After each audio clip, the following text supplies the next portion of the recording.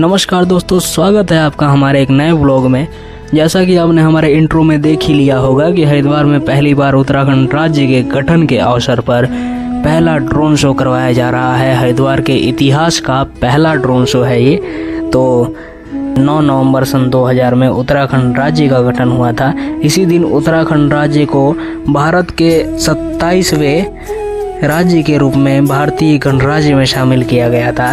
तो आज हम हर की पैड़ी ही आ गए हैं और 2-4 माँ गंगा में डुबकियाँ लगाकर सीधा हम वही चलते हैं जहाँ पे यह ड्रोन शो हो रहा है। बने रहिए हमारे साथ। हर हर गंगे, हर हर महादेव।